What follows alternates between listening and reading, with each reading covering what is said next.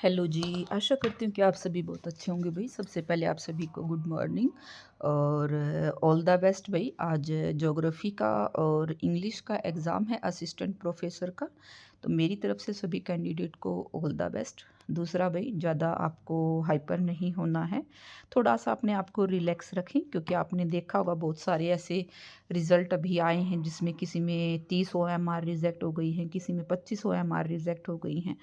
तो रिजेक्ट होने का मेन रीज़न ये है कि आप उसमें जो भी गलत इन्फॉर्मेशन भर रहे हैं कि सर्कल आपने कुछ भर दिया है, रोल नंबर आपने कुछ भर दिया है या आपने सेट गलत भर दिया। तो इस तरीके की गलतियाँ आपको बिल्कुल भी नहीं करनी है, स्क्रैच आपको नहीं करना है। आपका जो ओएमआर है उसको स्क्रैच बिल्कुल भी नहीं करना है, ये गलतियाँ आपको बिल्कुल नहीं करनी है। अच्छे से अपने एग्ज़ाम की जो है आपको हैंडल करना है अपना। रोल नंबर वगैरह जो भी आप भरें बहुत आराम से अच्छे से, बहुत टाइम है आपके पास इसलिए ज़्यादा उत्साहित होने की ज़रूरत नहीं है और अपना आराम से ये सारी चीज़ें इन्फॉर्मेशन भरने के बाद आप अपना पेपर स्टार्ट करें बहुत आराम से।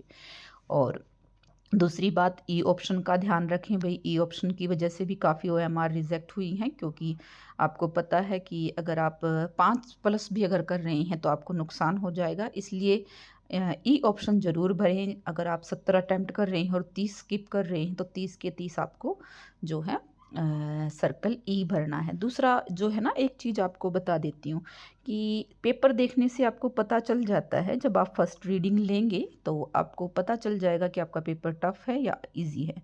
अगर इजी है तो नेगेटिव मार्किंग बेशक से हो गई, आपको जो है क्वेश्चन स्किप नहीं करने हैं। आप 100 के 100 कर सकते हैं, उसमें आपको नुकसान नहीं होगा। अगर आपका पेपर टफ है, मान लीजिए बहुत हाई लेवल का आपका एग्ज़ाम है दिया हुआ है, तो फिर आपको, अगर आप 80 क्वेश्चन भी अटेम्प्ट कर रहे हैं तो भी आपको नुकसान नहीं होगा। तो इन चीज़ों का ध्यान रखना है। दूसरा, अपने आप को रिलैक्स रखना है, पेपर में आराम से आप अपना पेपर करें भई, ठीक है। दूसरा, बहुत सारे ऐसे सब्जेक्ट हैं जिनका रिज़ल्ट आ चुका है, फिज़िकल एजुकेशन का हो गया, पॉलिटिकल साइंस का, हिस्ट्री का, क्योंकि अभी लगातार जो है आपके एग्ज़ाम रिज़ल्ट आ रहे हैं।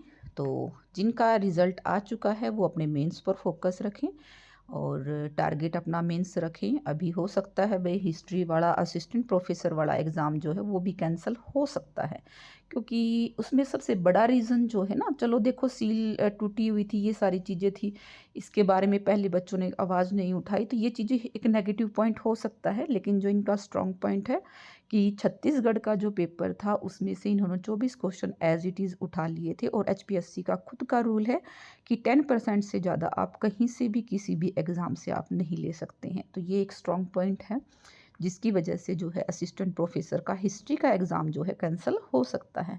लेकिन उन बच्चों को मैं बोलना चाहूँगी, कैंडिडेट को जो अपनी मेंस की तैयारी कर रहे हैं, वो इन सब चीज़ों से दूर रहकर अपनी अच्छे से असिस्टेंट प्रोफेसर की हिस्ट्री की मेंस की तैयारी करते रहें, क्योंकि किसी को कुछ नहीं पता होता भी क्या होने वाला है। लेकिन आप लोगों का क्लियर हुआ है, ऐसा एग्ज़ाम होने के बाद आप लोगों का क्लियर हुआ है। तो मैं आप लोगों को बोलना चाहूँगी कि आप अच्छे से अपनी प्रिपरेशन करते रहें भई, इन चीज़ों से दूर रहकर। देखो, सब कोई जिसका हुआ है वो पॉजिटिवली अपना आगे बढ़ेगा, जिसका नहीं हुआ है वो जो उसमें कमियां हैं, उन चीज़ों की वजह से जो परेशानी उसको हुई है, वो उन चीज़ों के लिए अपनी आवाज़ उठाएगा। तो आप लोगों को अपने लक्ष्य पर जो है ध्यान केंद्रित करना है। अच्छे से अपनी तैयारी करें, लगातार मेहनत करते रहें। इंग्लिश का एग्ज़ाम आप सभी को पता है कैंसल हो चुका है, पीजीटी वाला। तो पीजीटी वाले बच्चों को बहुत कम टाइम मिलने वाला है, ये मान के चलें आप ज़्यादा से ज़्यादा 1 महीना, क्योंकि अभी एग्ज़ाम का जो है शेड्यूल दिया हुआ है, तो उस 1 महीने के अंदर हो सकता है कि कोई ना कोई डेट आप लोगों को भी मिल जाए। तो आप भी अपने अच्छे से प्री के दोबारा से अपनी प्रिपरेशन करें। जिसका पहले प्री क्लियर हुआ था उनको एक ही चीज़ बोलूँगी, अगर आपने पहले क्लियर कर लिया था तो अब भी क्लियर कर लेंगे। आपके भाग में जो लिखा है उसको कोई नहीं छीन सकता। आप अपनी मेहनत करें भई, लगातार मेहनत करते रहें, ज़रूर आपको उसकी सफलता आपको ज़रूर मिलेगी। दूसरा, अपने आप को नेगेटिव ना होने दें, अपने आप को पॉजिटिव रखें, क्योंकि पॉजिटिव रहेंगे तभी चीज़ें आपके साथ अच्छी होंगी। तो मेरी तरफ से आप सभी को ऑल द बेस्ट। लगातार मेहनत करते रहें, रिटन प्रैक्टिस करें भई, मेंस के लिए ज़्यादा से ज़्यादा।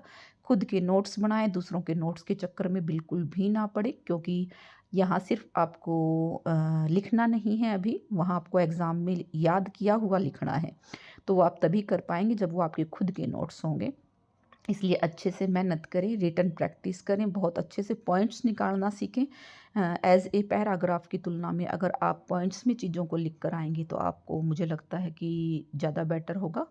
तो मेरी तरफ से आप सभी को ऑल द बेस्ट।